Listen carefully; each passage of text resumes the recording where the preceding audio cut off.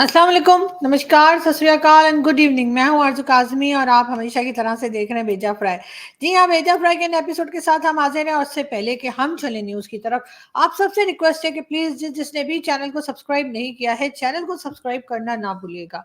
बात हम करेंगे सबसे पहले जी हमारे जो आजकल केयर टेकर प्राइम मिनिस्टर हैं, अनवारुल्लाह काकड़ साहब। जी हाँ, काकड़ साहब को तो कौन नहीं जानता और काकड़ साहब आजकल केयर टेकर प्राइम मिनिस्टर बने हुए हैं और इनका वही हाल है कि जी कभी आपको पेरिस में जो है वो रिवॉल्विंग रेस्टोरेंट में पूरी फैमिली के साथ सरकारी खर्चे पे खाना खाते दिखेंगे, कभी आपको वर्ल्ड टूर पे दिखाई देंगे, एक कोने से दूसरे कोने तक घूमते फिरते दिखाई देंगे दुनिया के, वो भी सरकारी खर्चे पे।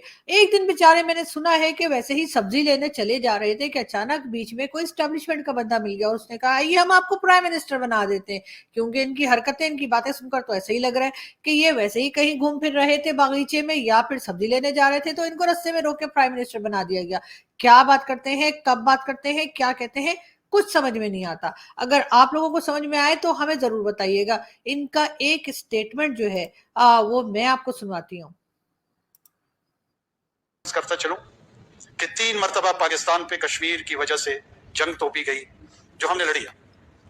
अगर 30 मरतबा पाकिस्तान पे ये जंग तोपी जाएगी, हम 300 मरतबा लड़ने के लिए तैयार हैं। किसी के ज़हन में किसी किस्म का कोई खदशा अगर है तो वो दूर कर ले। जी हाँ, तो ये थे काकड़ साहब जो कह रहे थे कि अगर किसी के ज़हन में किसी किस्म का कोई खदशा है यानी कि शक व शुबा है, तो बिल्कुल या डाउट है, तो वो उस चीज़ को बिल्कुल क्लियर कर ले इसलिए कि काकड़ साहब जो हैं वो 1, 2, 3 बार नहीं बल्कि उनका कहना ये है कि वो 300 बार कश्मीर के लिए भारत के साथ जंग करने को तैयार हैं। और मेरा ख़्याल है कि ये सुनकर यकीनन प्राइम मिनिस्टर मोदी और उनके साथी मिनिस्टर अमित शाह साहब यकीनन खुश हो गए होंगे और कह रहे होंगे कैसे लोग हैं ये, आओ जी आओ बिस्मिल्लाह करो।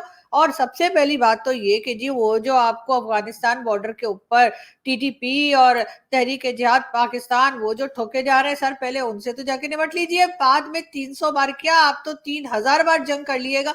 लेकिन ये सब इनको कहता कौन है, ये सब ऐसा बोलने के लिए इनको इनको कौन बताता है? मुझे लगता है कि जैसे आप लोगों ने देखी होगी थ्री इडियट में एक कैरेक्टर था चतुर, ये भी आपको याद होगा, बहुत फेमस हुआ था ये कैरेक्टर और चतुर की जो स्पीच थी उसको आमिर खान और उनके फ्रेंड्स जो थे वो मिलकर चेंज कर देते थे और वो बेचारे चतुर को पता ही नहीं लगता था मैं क्या बोल रहा हूँ।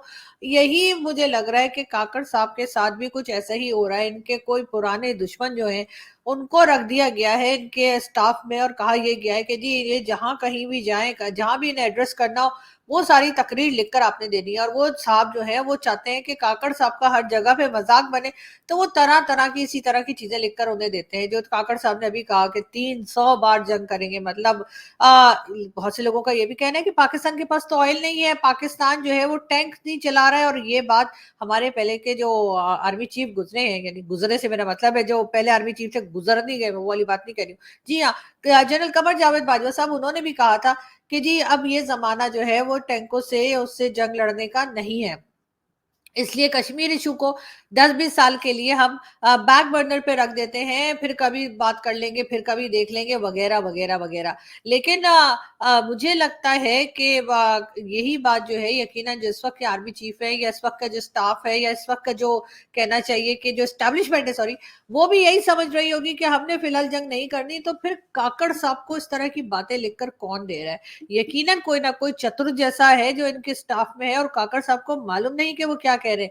मगर ये ज़रूर है कि उन्हें बोलने का बहुत शौक है और उनको ये भी पता है कि उनके जाने का टाइम नज़दीक आ रहा है। जी, उनके यानी उनकी गवर्नमेंट जाने का टाइम, उनकी प्राइम मिनिस्टरशिप जाने का टाइम जो है नज़दीक आ रहा है। कुछ और नहीं कह रही मैं, आप समझें कि अच्छा, खैर तो अब काकड़ साहब सोच रहे हैं मैं ऐसी-ऐसी बातें करूँ कि मैं कम से कम हिंदुस्तान की हिस्ट्री में मेरा नाम हो जाए, कि लोग जो हैं वो स्कूल कॉलेजेस में पढ़ाए कि जी बताइए वो कौन-सा प्राइम मिनिस्टर था पाकिस्तान का जो आके कहता था 300 बार जंग करेंगे। यानी एक बात और भारत वाले सोच रहे होंगे कि भला ऑयल नहीं है इनके पास, टैंक नहीं चल रहे तो ये जंगे 300 जंगे लड़ेंगे कैसे?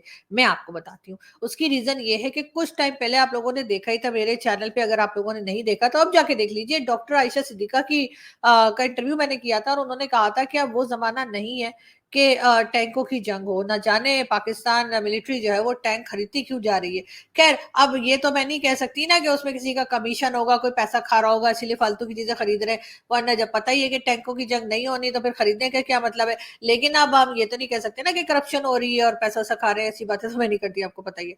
तो बहरहाल, और ना ही हम बगैर जाने बगैर सबूत के, हमारे तो एक साथी कहते हैं सबूत लाओ सबूत लाओ सबूत लाओ, हालांकि उनके खुद के पास भी कोई सबूत नहीं होता। लेकिन खैर, मैं वो बात नहीं कह रही थी, मैं ये कह रही थी कि हो सकता है काकड़ साहब ने वो कहीं सुन लिया हो कि भाई अब टैंकों की जंग तो होनी कोई नहीं, काकड़ साहब हो सकता है खाली बैठते हो तो मेरी वीडियोस देख लेते हो, है ना। मोदी जी भी देखते हैं, मैंने सुना है मोदी जी के एक साहब थे, एक फ्रेंड है साहब, एक उन्होंने मुझे बताया कि मोदी जी जो खाली बैठे होते हैं ना, जो कि अक्सर ही बैठे होते हैं, इसलिए कि मोदी जी सुबह सुबह उठ जाते हैं, और उसके बाद उनकी एक वीडियो भी आई है जिसमें मोदी जी एक्सरसाइज कर रहे हैं, तो एक्सरसाइज करने के बाद वो मेरी वीडियो देखते हैं, उसके बाद जाके कोई काम शुरू करते हैं। वो अच्छा शगुन समझते हैं मेरी वीडियोस को, और एक आप लोग हैं, मतलब आते हैं और लाइक का बटन तक नहीं क्लिक करते और ना ही सब्सक्राइब करते हैं, वीडियो देखते हैं, दौड़ जाते हैं। जो मोदी जी उन्होंने मेरा चैनल सब्सक्राइब किया है, ये भी बता दूं मैं आप लोगों को। खैर, मैं ये बता रही थी कि हो सकता है कि उन्होंने सोचा हो कि जी, जब हमने हमारे पास मतलब टैंकों की जंग होनी ही नहीं है, टैंक्स हमने इस्तेमाल ही नहीं करने, पैदल ही जाना है, घोड़ों पे जाना है, गधों पे जाना है, जो हमारे पास बहुत है, घोड़े नहीं है लेकिन गधे बहुत हैं। तो क्या पता काकड़ साहब ने सोचा हो कि घोड़े और गधे जो है उनका इस्तेमाल किया जाएगा, और इस तरह से तो भाई वो तो घास खाते हैं और चलते रहते हैं घोड़े और गधे, उन्हें तो इतनी टेंशन नहीं होती, उन्हें 300 बार क्या आप 600 बार हिंदुस्तान ले जाइए और फिर वापस ले आइए। तो हो सकता है काकड़ साहब के माइंड में कोई इस किस्म की बात हो। लेकिन बस हमारे लोग हैं ना, आपको पता है, नेगेटिव बातें करते हैं, उनको मतलब कोई किसी उनकी जो है काकड़ साहब की जो क्वालिटीज है उसके ऊपर भरोसा ही नहीं है। दुनिया से क्या भरोसा उड़ गया, काकड़ साहब क्या चीज है। मगर खैर, कोई बात नहीं, काकड़ साहब आप लगे रहिए। सुनने में ये आ रहा है कि जी इलेक्शन जो है वो कुछ वीक्स आगे बढ़ा दिए जाए, हो सकता है कुछ मंथ्स आगे बढ़ा दिए जाए। तो जी जब तक आप यहाँ पे एज अ प्राइम मिनिस्टर बैठे हुए हैं, आपसे रिक्वेस्ट है कि सर प्लीज इस किस्म की स्टेटमेंट देते रहा करें, एक तो हमारी वीडियो बन जाती है, हम भी जो है वो खुश हो जाते हैं और पब्लिक भी खुश हो जाती है, और वैसे भी पब्लिक को पता होना चाहिए कि आपकी जो है वो आईक्यू लेवल क्या है और आप कहाँ तक बात कर सकते हैं।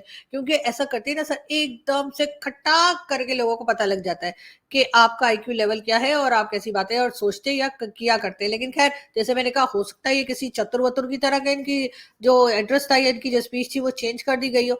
मगर खैर, बड़े बड़े देशों में ऐसी छोटी छोटी बातें होती रहती हैं। आगे बढ़ते हैं, हम बात करते हैं आर्मी चीफ की।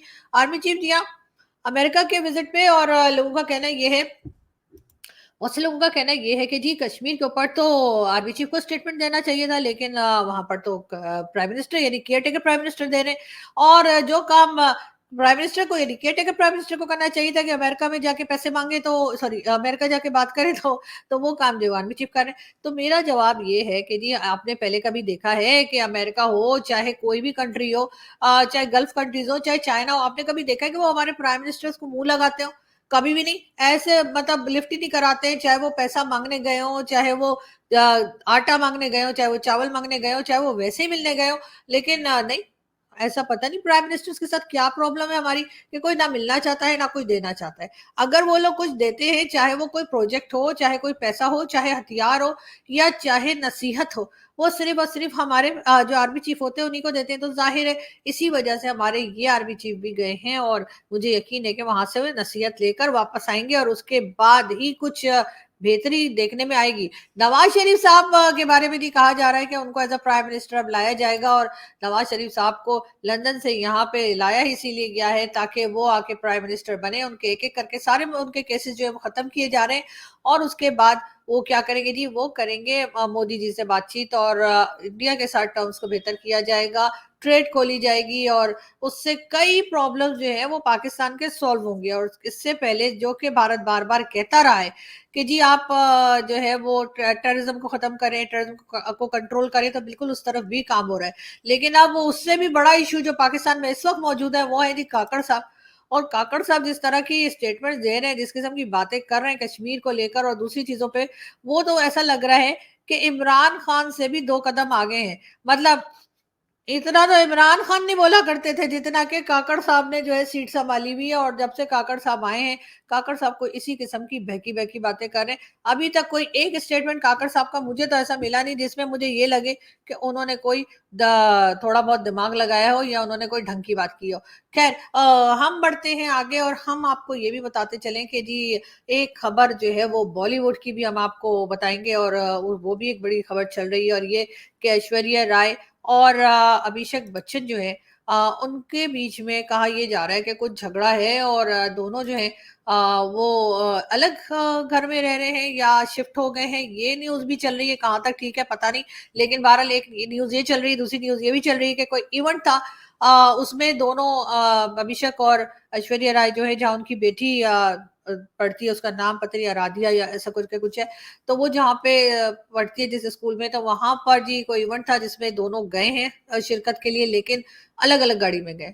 अब लोगों को समझ नहीं आती, अलग अलग कार्स में अगर दोनों चले गए तो वो इतना पैसा है, मैं कहती हूँ जिनके पास इतना पैसा हो एक ही गाड़ी में भर के, हम लोगों की तरह, हम जो होते हैं ना मिडिल क्लास या अपर मिडिल क्लास हमारी जो होती है ना, हम सारे एक ही गाड़ी में भर जाते हैं। उसके बाद जो शादी में जा रहे हैं ना, तो बेशक कपड़े खराब हो जाए तो 4 बच्चे भी गाड़ी में होंगे, तो 6 खवातीन भी गाड़ी में होंगी, तो 2 आदमी आगे बैठ जाते हैं ना, कि नहीं एक जो ड्राइव कर रहा होता है, एक साथ उसके साथ किसी और को, चाचे मामे को बिठा देते हैं।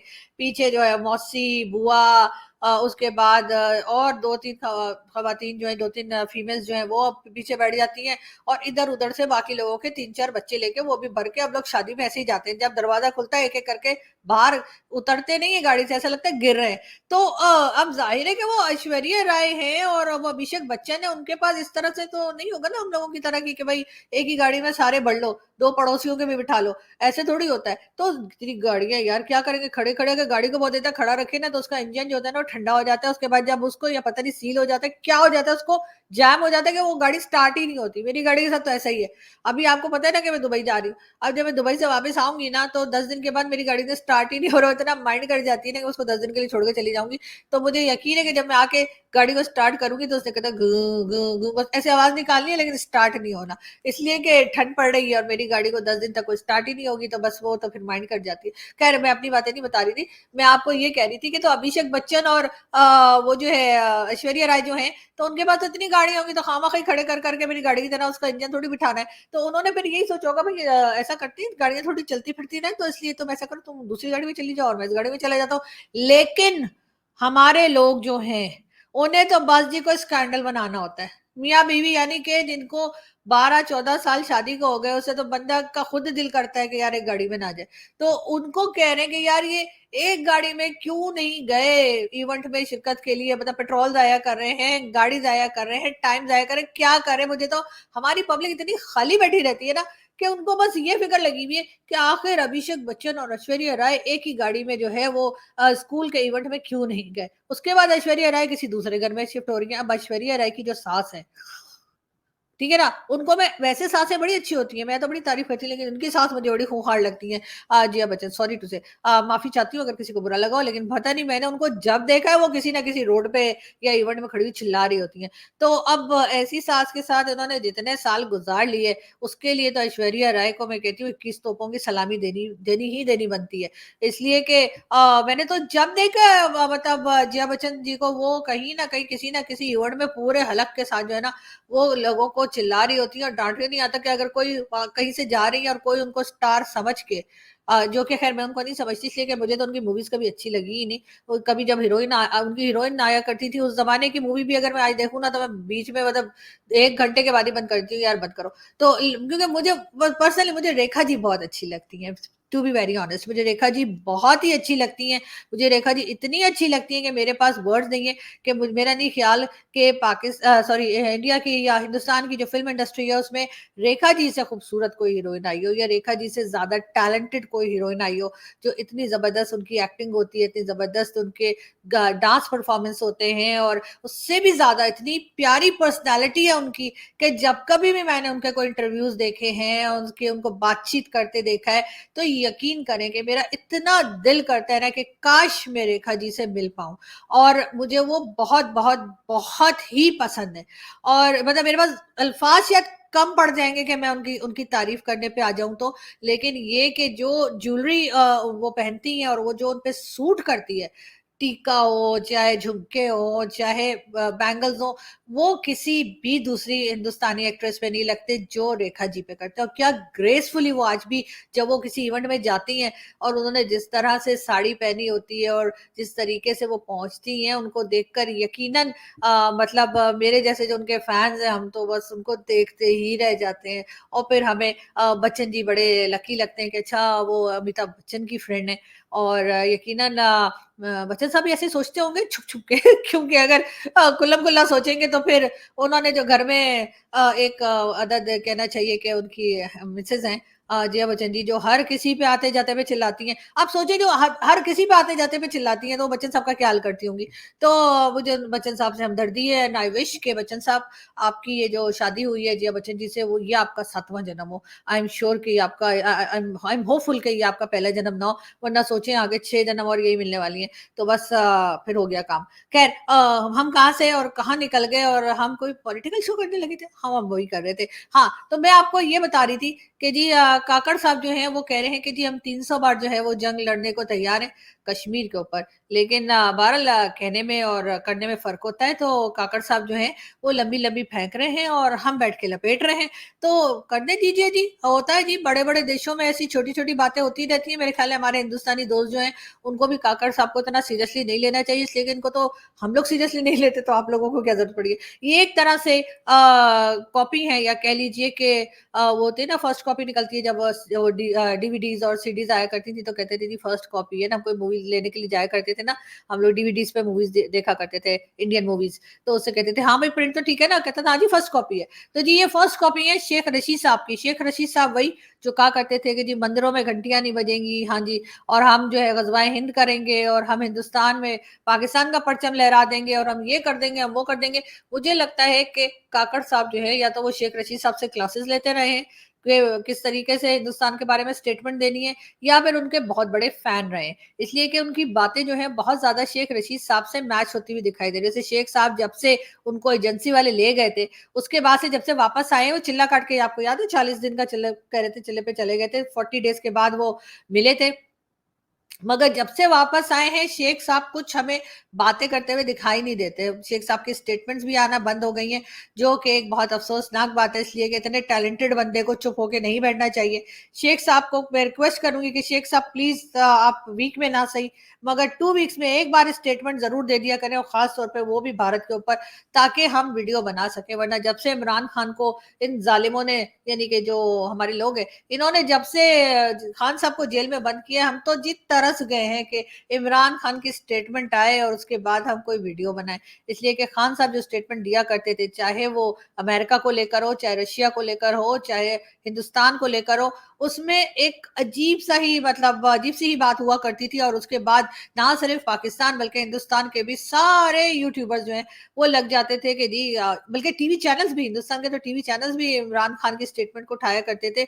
और हम बड़ी कोशिश कर रहे हैं और बड़ी दुआ भी कर रहे हैं कि खान साहब को हम एक बार फिर जेल से बाहर आता हुआ देखें, खान साहब एक बार फिर जो है वो पॉलिटिक्स में हिस्सा लें, और जो पहले जिस तरीके से वो अपनी स्टेटमेंट्स दिया करते थे उसी धुआंधार तरीके से वो अपनी स्टेटमेंट्स देना दोबारा से शुरू कर दें, ताकि हमारा भी भला हो, उनका भी भला हो, और हमें भी कुछ मिले कि खान साहब ने क्या कहा है, हम उसके ऊपर बात कर सकें। लेकिन बहरहाल यहाँ से हम चलते हैं और आपसे मुलाकात होगी नेक्स्ट वीडियो में। अपना बहुत सारा ख्याल रखिएगा, हंसते रहिए, मुस्कुराते रहिए, और हमारे चैनल को सब्सक्राइब करना ना भूलिएगा। अब तो थोड़े ही दिन रह गए हैं इस मंथ के, और उसके बाद जो है नया साल शुरू होगा। लेकिन मैं अभी से कह रही हूँ कि मेरी दुआ है कि ऊपर वाले से कि आप लोगों का, जो भी हमें देख रहे हैं, जो हमें नहीं भी देख रहे हैं, उनके लिए भी, कि सारी दुनिया जो है हमारी, जो अच्छे लोग हैं, ज़ाहिर है जो टेररिस्ट है, जो लोगों को तकलीफ देते हैं, जो परेशान करते हैं, उनकी बात नहीं करी, लेकिन जो अच्छे लोग हैं उनका नया साल बहुत अच्छा गुजरे, हर दिन खुशी हो, और कोई किस्म की परेशानी या बीमारी या कोई भी किस्म का इशू जो है वो आप लोगों की जिंदगी में ना आए।